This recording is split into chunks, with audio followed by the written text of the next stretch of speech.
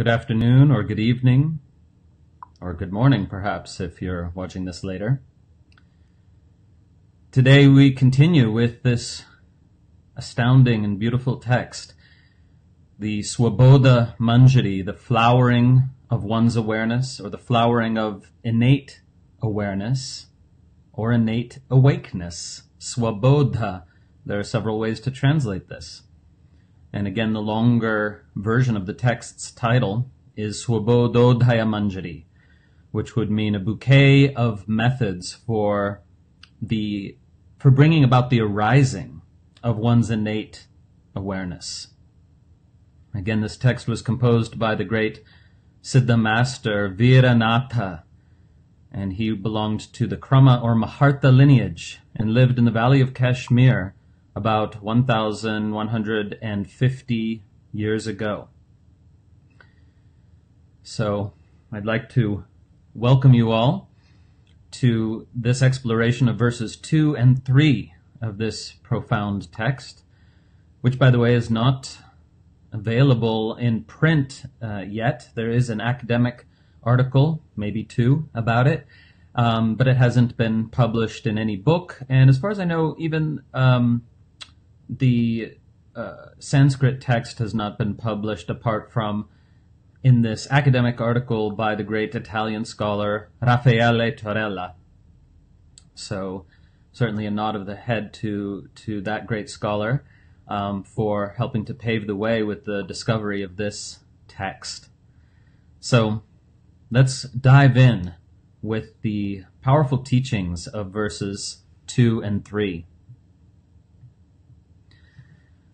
Verse 2 reads, Rupadi panchavargoyam vishvam etavadevahi grihyate panchabhistacha chakshuradi bhirindriyaihi.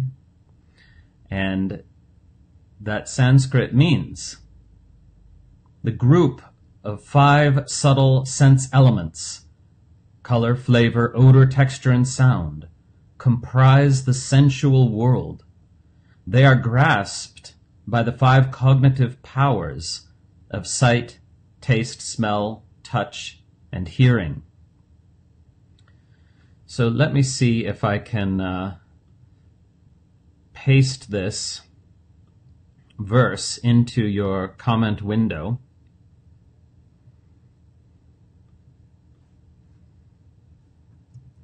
Now, verse 2 will only make sense completely with... Oh, excuse me.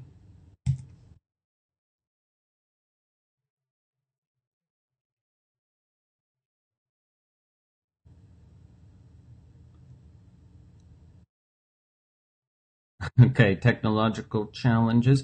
I'm going to have to paste it into your comment window at the end, I'm afraid. So I'll read it again in English. The group of 5 subtle sense elements, color, flavor, odor, texture, and sound, comprise the sensual world. They are grasped by the 5 cognitive powers of sight, taste, smell, touch, and hearing.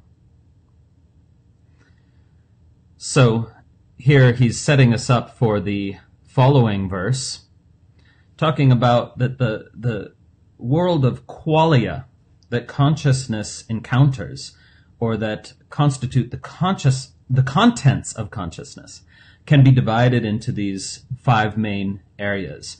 So to be clear, qualia is a modern term from neuroscience and cognitive science and consciousness studies that means the direct or raw experience of any element within consciousness. So the sound of a note played on the piano as an experience within consciousness, the taste of an orange as an experience within consciousness, and so on and so forth. In fact, all of your phenomenal experience, that is to say your phenomenological experience, is constituted by these qualia. So this is what consciousness experience prior to the overlay of interpretation. Okay, so somebody asked if these are the same as skandhas. No, these are simply the 5 tanmatras, or the nature of reality as being seeable, tasteable, smellable, touchable, and hearable, as it were.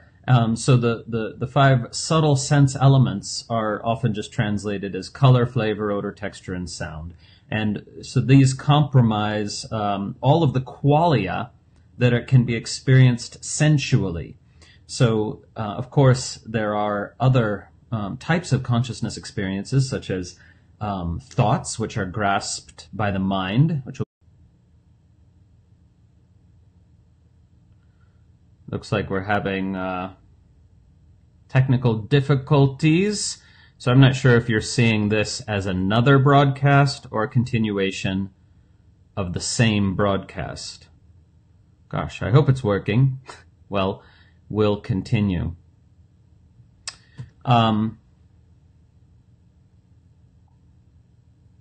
Great. So somebody asks, is this where Prakriti meets Purusha? No, here we're talking about the contact between the senses and their objects. Okay, wonderful. So the contact between the senses and their objects, which is an operation that occurs within consciousness. Now,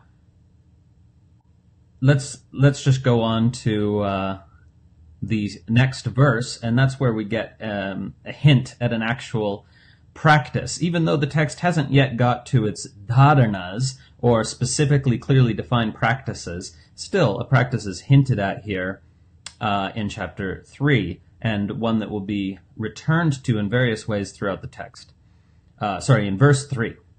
So, in verse 3, it reads, Chakshu sarvaswavastastu dehinam manasi stitam tat pralinam bhavedyasya tasya sarvam praliyate. Which means, in all conditions, the sense faculties of embodied beings are founded on or based on the mind. If that can be dissolved, then everything is dissolved for him or her, for such a one. So this verse is just a little bit more mysterious. I'll read it again. In all conditions, anywhere, anytime, whatever's going on, the sense faculties of embodied beings are founded on the mind. If that, meaning the mind, the manas, can be dissolved, everything is dissolved for him or her. Tasya sarvam praliyate. So what does that actually mean? Now this is where we start getting into some interesting philosophy. What the author is referring to is the fact that in our habitual conditioned mind, we perceive the objects of consciousness as separate from ourselves, as separate objects that are sort of out there in an observer, independent world waiting to be seen or heard or touched and so on. And in this view, this is a very different view from the dominant worldview that we have today. This is a view called a consciousness-only view, which in Buddhism is called the Chittamatra, and in Shaivism is called Parameshwaradvayavada, which term I'll explain another time. So in this consciousness-only view, everything exists within consciousness as a vibration of consciousness. So everything is internal to consciousness, and there is no external, at least no knowable external. We could, of course, construct a theoretical model of a world external to consciousness, but that theoretical model itself exists, of course, only within consciousness as one possibility. So what we know for sure is that the qualia of experience exists internally to consciousness. And if we can dissolve the habitual thinking mind, narrating mind, object-oriented mind, the manas, the aspect of the mind which sees objects and selects from amongst them to pay attention to this and not that, or prefers this and not that. If that temporarily dissolves, then the sense of there being objects separate from the self also dissolve. So then there are no more objects per se.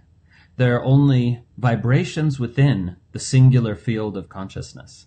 So what he's talking about here, actually, we might call it the dissolution of subject-object dualism. Meaning, here I am, a subject, separate from the objects I perceive. And he is correctly implying that that itself is a mental construct, that when we believe in it, it seems very true. But if we temporarily at least dissolve the mind which constructs that version of experience, then we have a completely different sort of experience. We don't have any subject versus object. We don't have any subject separate from the object of perception. Instead, we simply have a vibration within consciousness. So let me give you an example. For this, I'll get up and grab my bell.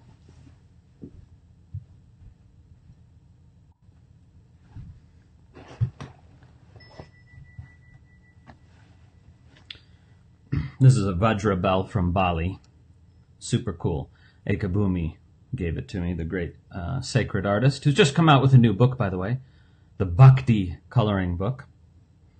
I slightly prefer the Shakti coloring book, but of course everyone should have both, because Ekabumi is, in my opinion, the greatest sacred artist working in North America today.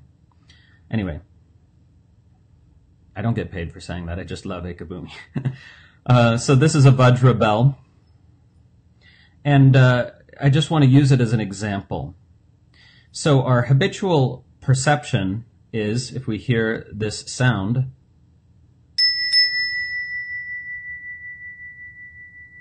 then our habitual mode of analyzing that experience is, I hear a bell.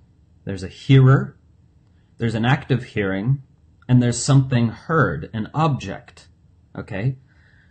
But what we're invited to do in this simple but incredibly powerful and fundamental practice is to notice that if we stop constructing separate subject, separate object, then all there is a consciousness event called hearing.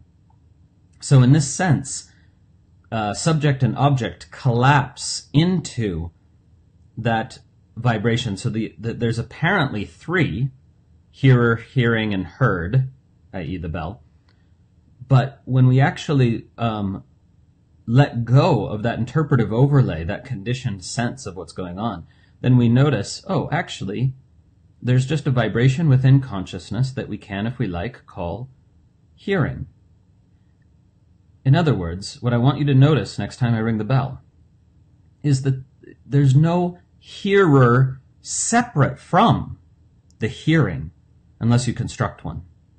And there's no heard, there's no separate from the hearing. There's just hearing. Okay? So, very simple. Just give it a try. See if you can just allow hearing to be what it is, a vibration within consciousness.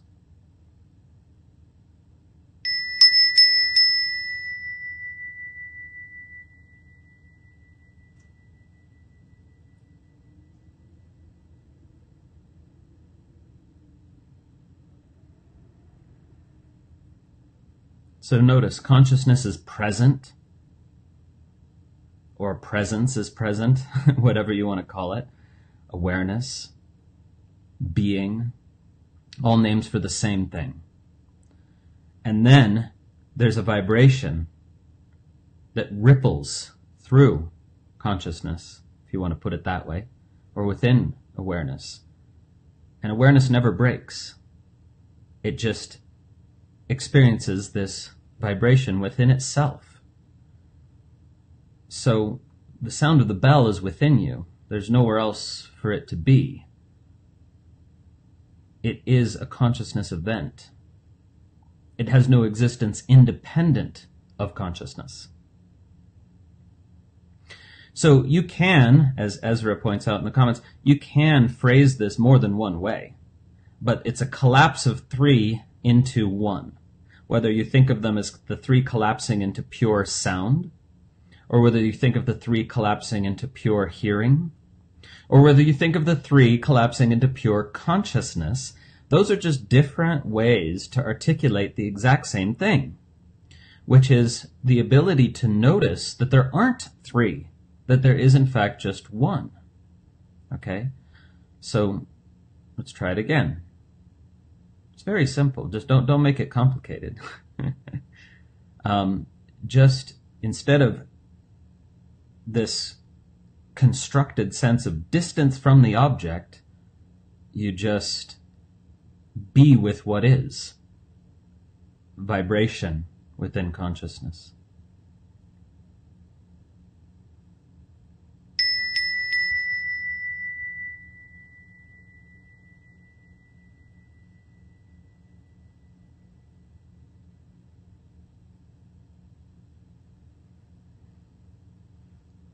And of course, consciousness is not separate from the vibration, because the vibration is nothing but a vibration of consciousness, or awareness, if you want to call it that. So do you see, I'm just trying to show how words themselves, we can use different pointers to point to the same thing. So we don't need to get caught up in the words. Now, what are the implications of this? The implications are huge, actually. First, let's get very clear. You can do this practice anywhere, anytime.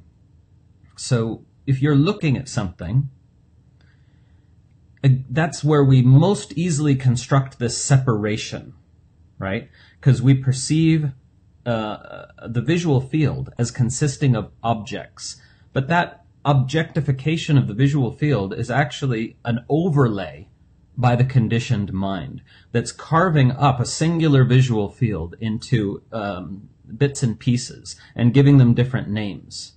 But if you just stop and think about it clearly, all you're seeing is colors or light, but it's the same thing. We mean the same thing by these three words: colors, light, seeing. Those are all referring to the same consciousness experience. It's just different ways of naming it, okay? So colors and light are the same thing. And what we call seeing is the perception of those colors. But perception and colors are not two different things. You see, there is perception, and when it's being processed in the visual cortex, we characterize it in terms of color. So what's seen is a pattern of color. That is to say, color is a vibration within consciousness. Okay?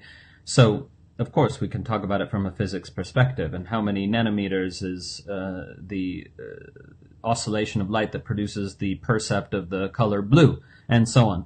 But that is a conceptual understanding of what is, and that has use, has utility in certain contexts and applications.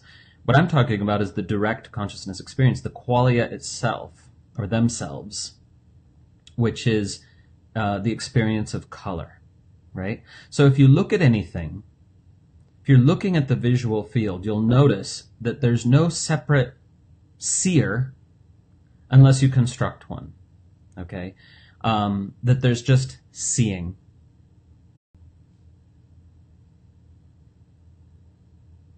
Continuing. Consciousness is so powerful it experiences whatever it believes to be true. So if you believe something to be true, you can at least temporarily experience it as true. So you can imagine yourself as and this is sort of the Vedantic or Sankhya, more accurately the Sankhya view, sort of imagining yourself as a seer behind a glass wall, perceiving a separate world of objects. But here in the consciousness-only view, that it's not that way at all, and you're invited to investigate this in your direct experience. That you can imagine subject versus object, or if you don't overlay any conceptual framework, then there's just seeing, which is just color, right? So, and that's a vibration within consciousness. It doesn't require a separate sense of self to have that experience. And the same goes for all the senses. The same goes for flavor and texture and sound as well. Okay? So if I... Continuing. Apologies for technical difficulties. We will investigate and try to solve those for next time. So if I touch anything, it's a vibration within consciousness. It is a tactile sort of vibration, right? And we create or construct the illusion of separate objects through a faculty that the Tantric tradition calls anusandhana, which means synthesizing percepts. So we construct the illusion of a separate static entity called a bell, but because we're able to synthesize different percepts. So what I notice is I can have a visual experience, and then I can have a tactile experience, and those percepts are synthesized as belonging to the same object. But what that really means is just that my mind can, with experience, make accurate predictions about a qualia, or quale, to put it in the singular, yet to come. So I perceive that this I perceive the pattern of color that constitutes the visual part of this field, or this part of the visual field, and I perceive that pattern of color has such a nature that I can predict, in this case accurately, that if I then have a tactile experience, it will have qualities that I call smooth and metallic, right? And these are just linguistic labels for the fact of a pattern within experience, consistency within experience, okay? We can come back to that another time, right? The main point is separate objects dissolve when we practice intimacy with our direct experience, intimacy with what is. And so in this type of meditation, and we'll get more and more specific examples of this as the text goes on, but what Vīranātha was interested in, as well as other members of his lineage, was a kind of sensual, open-eyed, well, not necessarily open-eyed, but open senses, embodied form of meditation. And this embodied practice, it goes by the broader term in the tradition of Kaula. Kaula practice is embodied practice, to put it simply. And so here we're invited to encounter the world in all its variety in this sort of sensual, embodied way, right?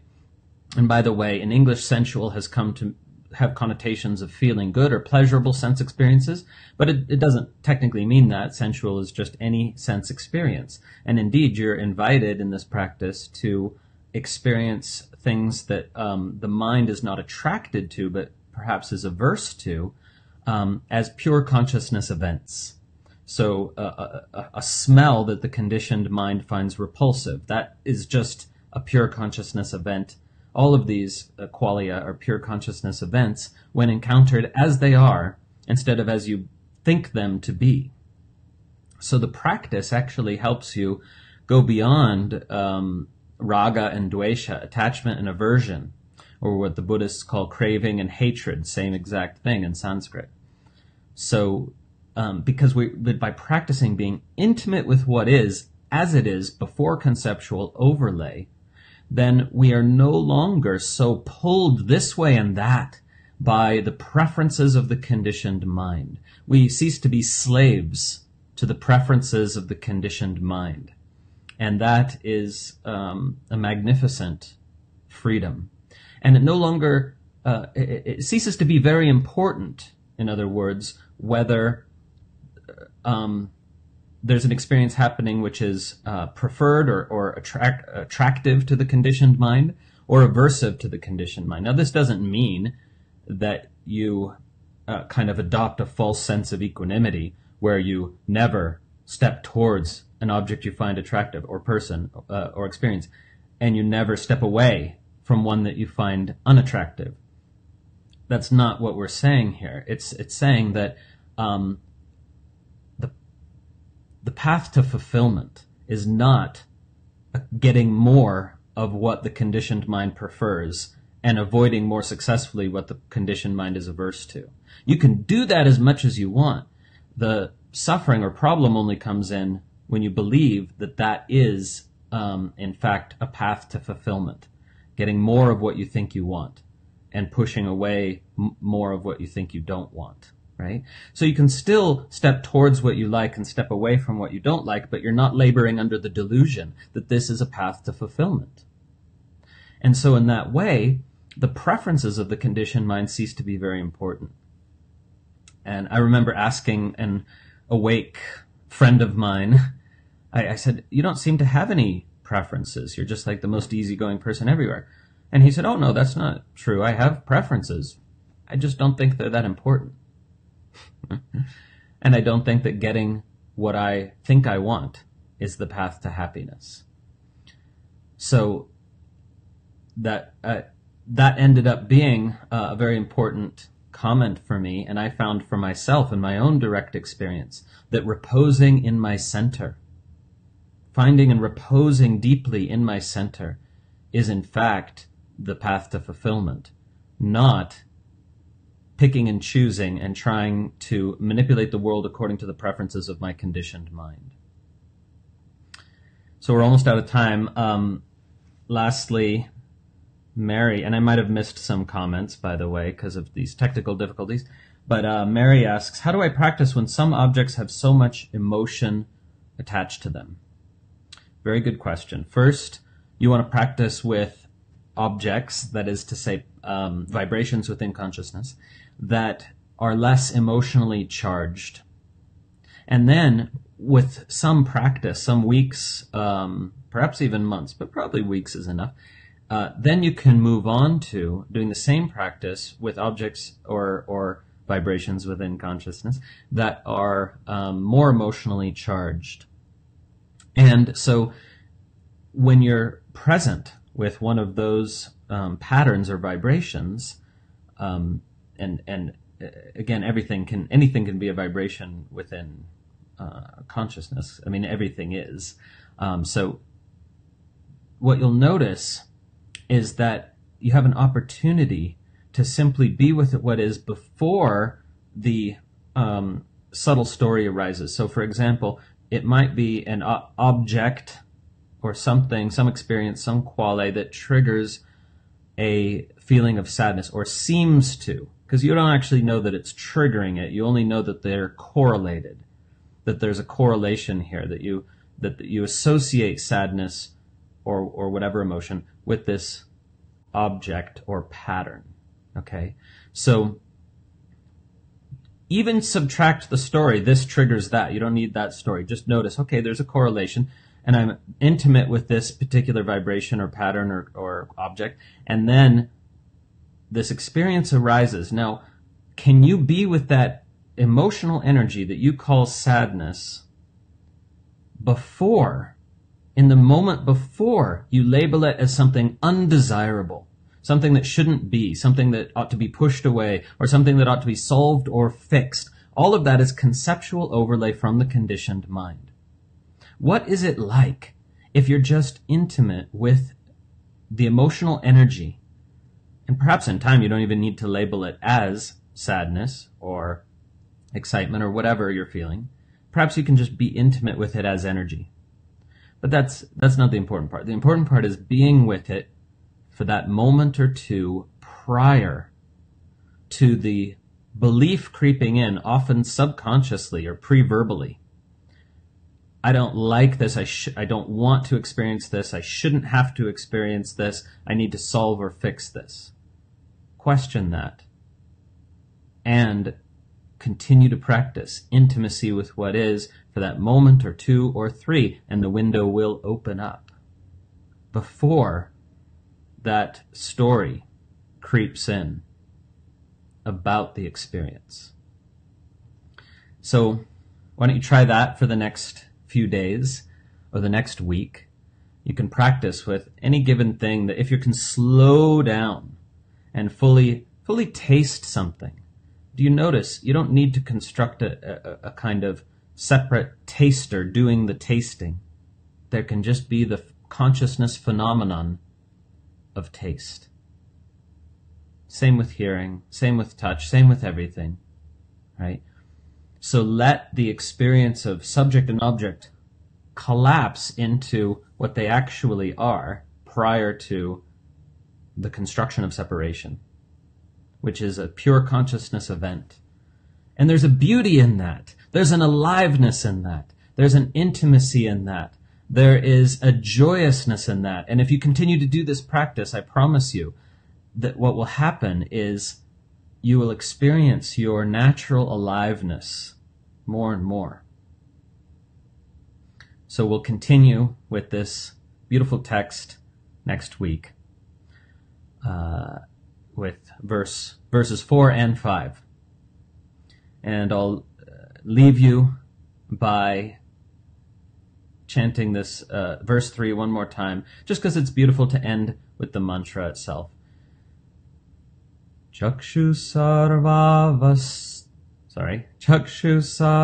swavastastu dehinam manasti stitam tat pralinam bhavedyasya tasya sarvam praliyate. In all conditions, the sense faculties of embodied beings are founded on the mind. If that can be dissolved, everything, all separation, is dissolved for such a one. Om. May all beings benefit from these teachings and their availability, and may all beings recognize, experience, and embody their true freedom. Om.